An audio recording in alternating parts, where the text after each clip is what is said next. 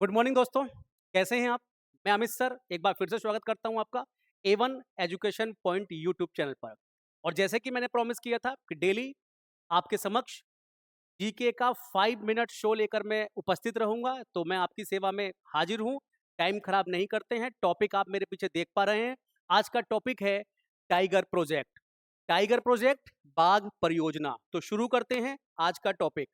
तो देखिए प्यारे बच्चों, जैसे कि आपको पता है कि बाघ परियोजना हमारा टॉपिक है।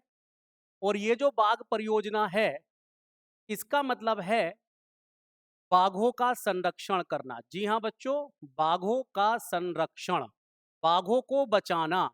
और बाघों का संरक्षण या बाघों को बचाना मतलब टाइगर को बचाना, क्योंकि बाघ को इंग्लिश में क्या कहते हैं हम? टाइगर। और प्यारे बच्चों, आपको पता होना चाहिए टाइगर यानी बाघ भारत का राष्ट्रीय पशु भी है। अभी चर्चा करेंगे। तो सबसे पहले बात आती है कि इस कॉन्सेप्ट की, बाघ परियोजना की शुरुआत कहां से होती है। तो प्यारे बच्चों, इसकी अगर बैकग्राउंड में हम जाएं, इसके इतिहास में हम जाएं, तो हमें एक सम्मेलन पता होना चाहिए जिसका नाम है स्टॉकहोम सम्मेलन। क्या नाम है इसका? स्टॉकहोम सम्मेलन। ये सम्मेलन स्वीडन में हुआ था।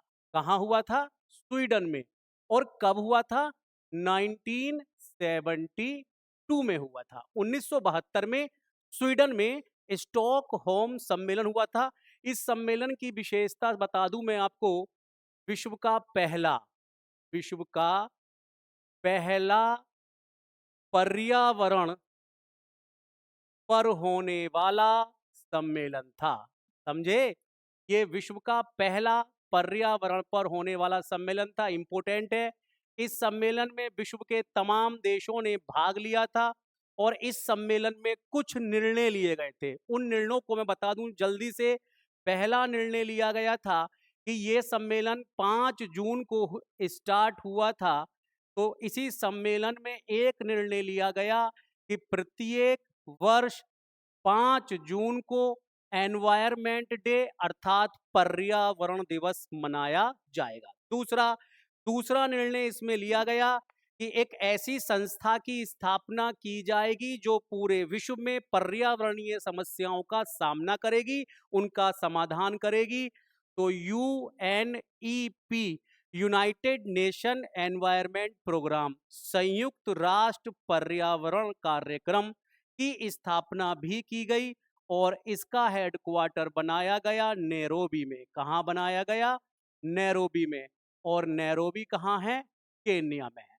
और प्यारे बच्चों, तीसरा इसमें निर्णय लिया गया कि जो भी अपने अपने देशों की विलुप्त होने वाली प्रजातियां हैं, विलुप्त होने वाली जो जीव हैं, वन्य जीव हैं बेसिकली, उन वन्य जीवों का संरक्षण किया जाए। तो प्यारे बच्चों, हम जो टॉपिक कवर कर रहे हैं उस टॉपिक का नाम है टाइगर प्रोजेक्ट, बाघ परियोजना।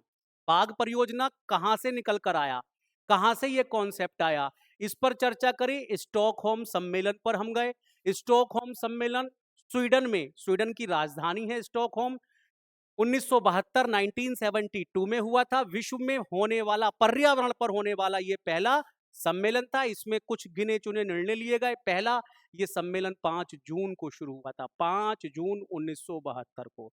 तो इसीलिए इस सम्मेलन की स्मृति में प्रतिवर्ष 5 जून को एनवायरमेंट डे मनाने का निर्णय लिया गया। दूसरा समझिएगा, UNEP, united nation environment programme, संयुक्त राष्ट्र पर्यावरण कार्यक्रम नामक एक अंतर्राष्ट्रीय संस्था का गठन किया गया जो विश्व में पर्यावरण जैसी समस्याओं पर काम करती है। और इसका हेडक्वार्टर बनाया गया नैरोबी, केन्या, अफ्रीकन कंट्री है केन्या, वहां पर इसका हेडक्वार्टर बनाया गया।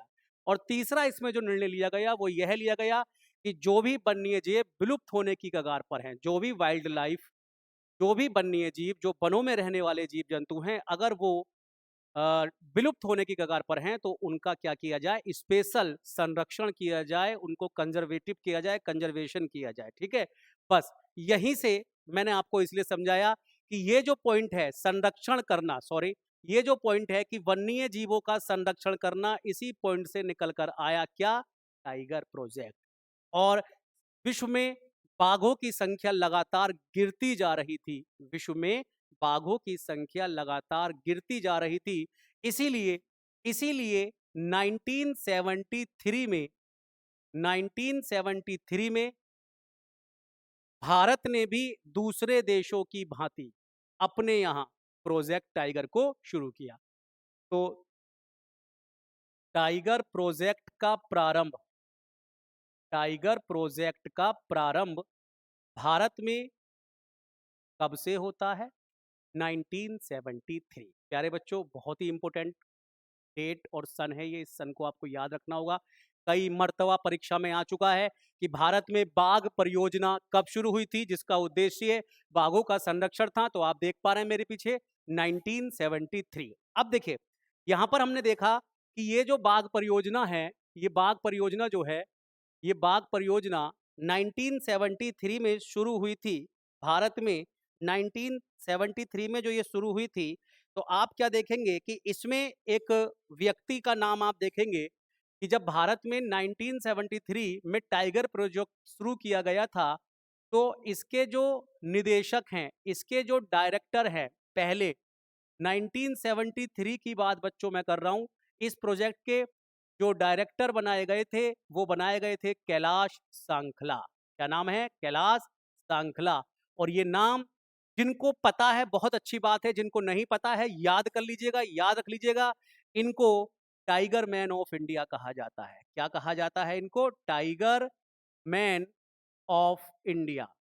टाइगर मैन ऑफ इंडिया कहने का इनको जो उद्देश्य है, वो सिर्फ इतना सा है कि इन्हीं के बनाए गए प्रारूपों पर टाइगर प्रोजेक्ट शुरू हुआ था 1973 में, और हमने भारत में कई बाघों की संख्या में वृद्धि की थी। ठीक है, तो इसीलिए कैलाश सांखला को, जो कि प्रोजेक्ट टाइगर के पहले डायरेक्टर थे, उनको टाइगर मैन ऑफ इंडिया कहा जाता है। अब यहां पर सवाल उठता है, अब देखिए यहां पर सवाल उठता है कि टाइगर प्रोजेक्ट के अंतर्गत क्या किया जाता है।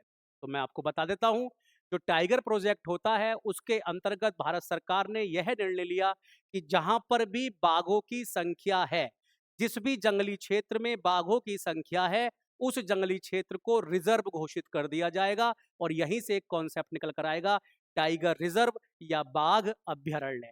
तो टाइगर रिजर्व में बाघों को बचाने के लिए हमने क्या काम किया है? भारत सरकार ने, हमने बनाए हैं बाघ अभ्यारण्य।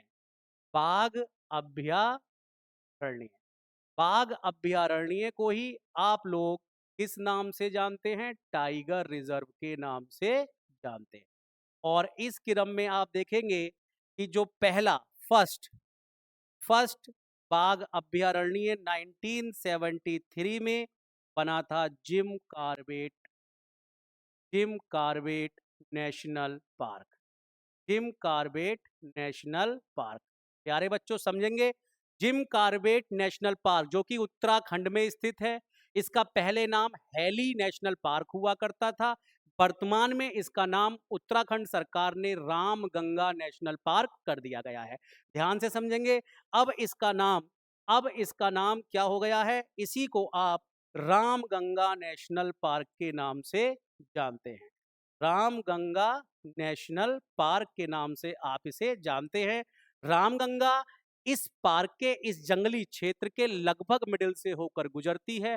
इस क्षेत्र में रहने वाले जंगली जानवरों की प्राणदायिनी है, जीवन रेखा है। इसीलिए इस नेशनल पार्क का नाम अब रामगंगा नेशनल पार्क हो गया है। ठीक है प्यारे बच्चों, पहले इसको हैली नेशनल पार्क के नाम से जाना जाता था।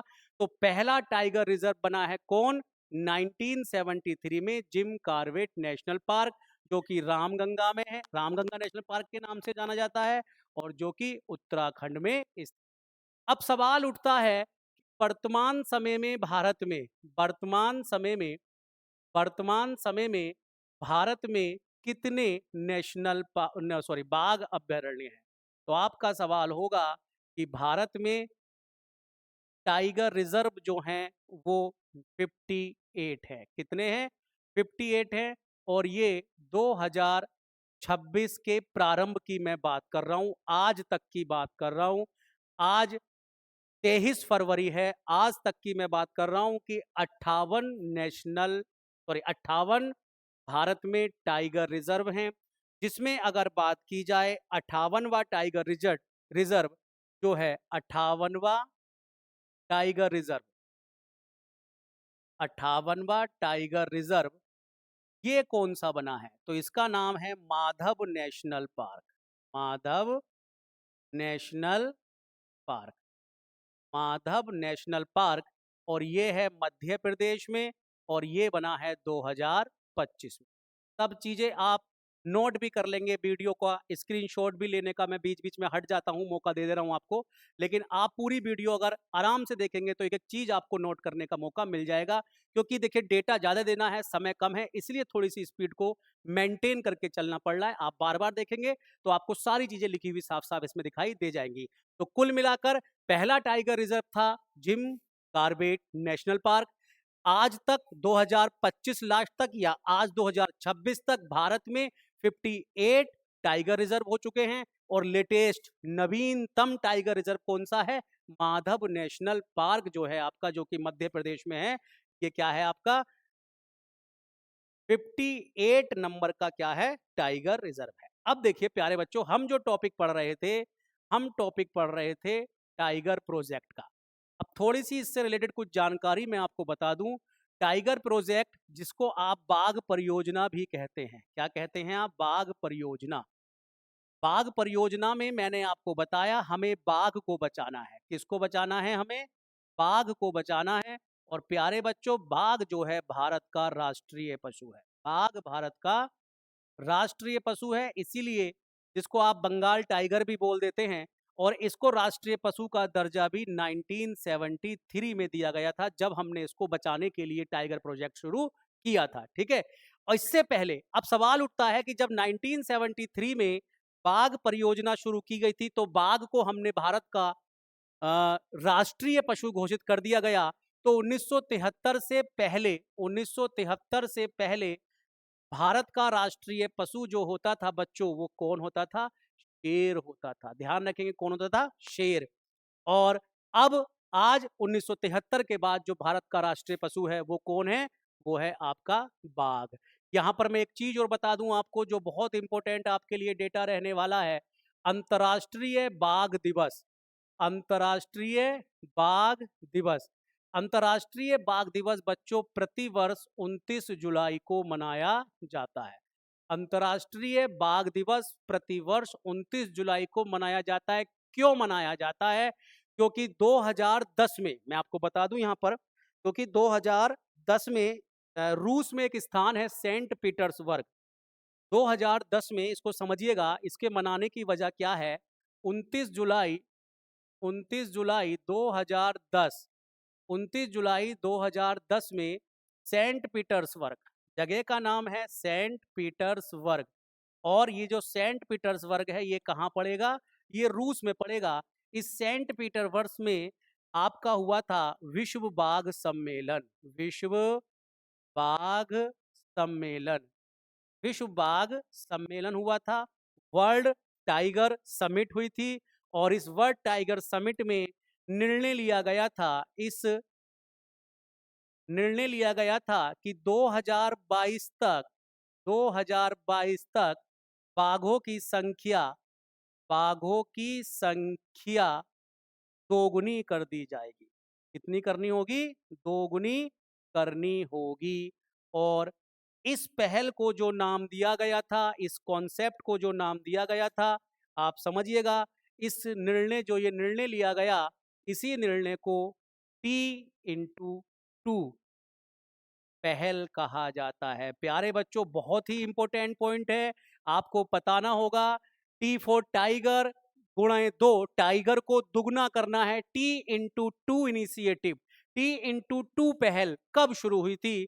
तो T*2 पहल जो शुरू हुई है वो 2010 में हुई है। ऐसे भी सवाल आ सकता है कि T*2 इनिशिएटिव किससे संबंधित है? तो आप कहेंगे बाघों की संख्या को दोगुना करने से। ये पहल किस जगह से शुरू की गई थी? सेंट पीटर्सबर्ग में जब विश्व बाघ सम्मेलन हुआ था, तब इस पहल को शुरू किया गया था। और इस दिन को ही यादगार करने के लिए 29 जुलाई को विश्व बाघ दिवस के रूप में मनाया जाता है। इस बात को ध्यान कर लेंगे। बहुत सारे साथी मुझसे ऐसे भी जुड़े हुए होंगे, बहुत सारे साथी ऐसे भी जुड़े हुए होंगे जो उत्तर प्रदेश के लिए काम कर रहे होंगे, उत्तर प्रदेश की परीक्षा देने के लिए तैयारी कर रहे होंगे।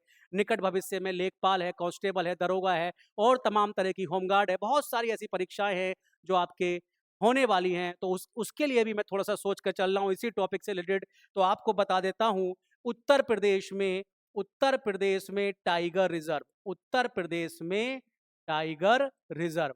और ये देखेंगे, जब आप देखेंगे उत्तर प्रदेश में टाइगर रिजर्व, तो आपका सवाल होगा 4 टाइगर रिजर्व है। कितने रिजर्व है बच्चों? 4 टाइगर रिजर्व है।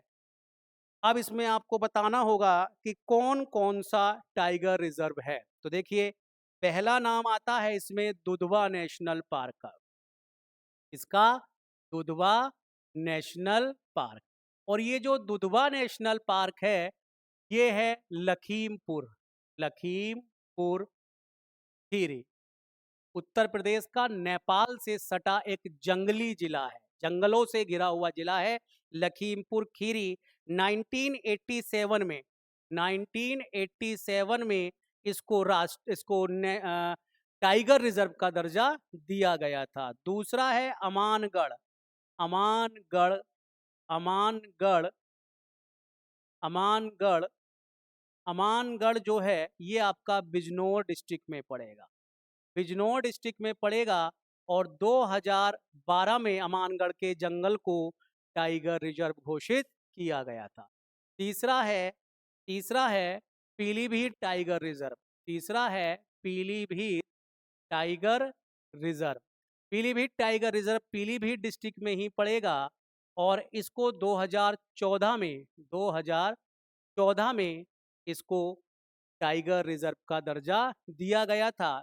चौथा है रानीपुर टाइगर रिजर्व, रानीपुर, देखिए इसको मैं मिस्टेक, थोड़ा सा नेशनल पार्क की जगह टाइगर रिजर्व कर दीजिएगा। दुधवा नेशनल पार्क भी है और दुधवा नेशनल पार्क में ही दुधवा टाइगर रिजर्व बनाया गया, दुधवा टाइगर रिजर्व बनाया गया। तो रानीपुर टाइगर रिजर्व जो है चित्रकूट में पड़ेगा, ये चित्रकूट डिस्ट्रिक्ट में पड़ेगा।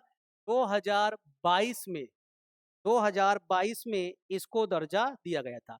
अब एक लेटेस्ट जानकारी उत्तर प्रदेश के लिए और बता देता हूं टाइगर रिजर्व से। आपको बॉक्स बना के लिखना होगा सुहेलवा। सुहेलवा आपका 3 डिस्ट्रिक्ट में फैला हुआ एक जंगली क्षेत्र है, गोंडा, गोंडा प्लस बलरामपुर, 3 डिस्ट्रिक्ट में फैले मिलेगा, बलरामपुर प्लस श्रावस्ती, श्रावस्ती। तो सुहेलवा जो जंगली क्षेत्र है, सुहेलवा जो जंगली क्षेत्र है वो आपका 3 डिस्ट्रिक्ट में फैला हुआ मिलता है। और इसके बारे में लेटेस्ट डाटा ये है, ये प्रस्तावित, क्या बोलेंगे आप इसको? प्रस्तावित, प्रस्तावित टाइगर रिजर्व, प्रस्तावित टाइगर रिजर्व है। मतलब उत्तर प्रदेश का 5वां टाइगर रिजर्व जो बनेगा वो बनेगा सुहेलवा टाइगर रिजर्व।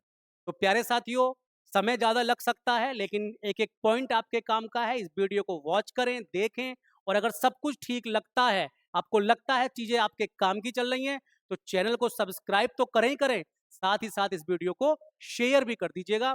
धन्यवाद। जय हिंद, जय भारत।